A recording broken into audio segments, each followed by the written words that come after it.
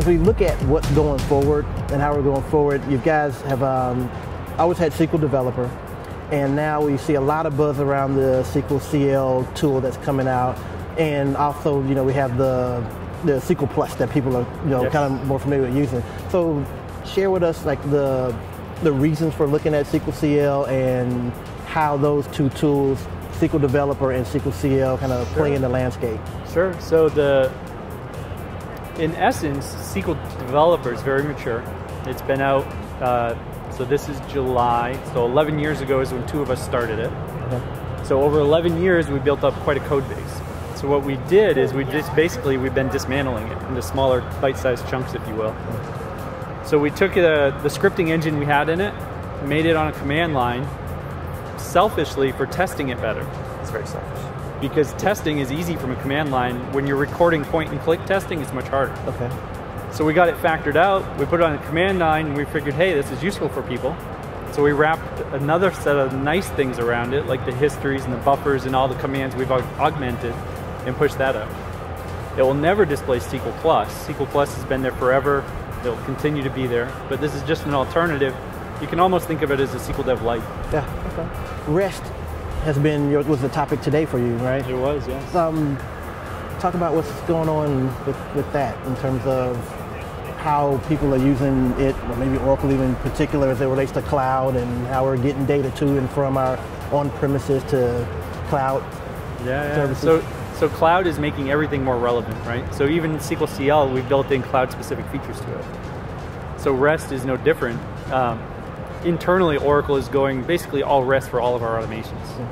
So that means we're using ORDS as a framework for all the database operations that have to be REST enabled. That's everything from creating users to creating full databases to PDBs, basically the whole gambit.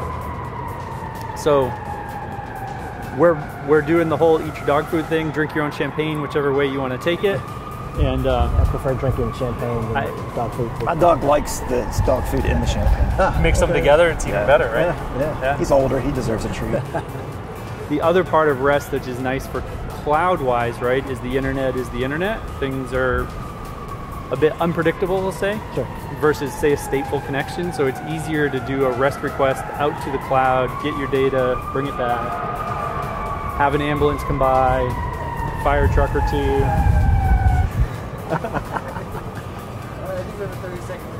Yeah, but I wanted to, you know, talk about, as Kris mentioned, the mature product of SQL Developer, and I know Jeff's been doing some work showing us how to incorporate SQL Developer into also cloud services and getting that data from my on-premises database in SQL Developer. Anything new coming out with that? I mean, we've seen where we've been using SQL Dev to move pluggables from on-premises to cloud. So of course, cloud first is our new marching orders. Of course, we also have all of our on-premise customers. Our tools are set up out of the box to support both, and not only to support both working together.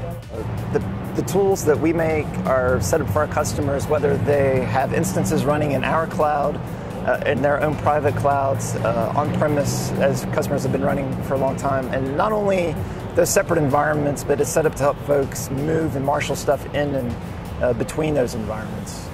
Also, we're working on new interfaces for folks, so they spin up a cloud instance and they have that web interface to do all of the things they're used to doing in SQL Developer without needing to download, install, and configure and push that across multiple desktops in an org. So the great thing about cloud is it's flexible, you spin it up when you need it, and the tooling's going to be there to support that as well. So the best thing for us is just talking to customers directly.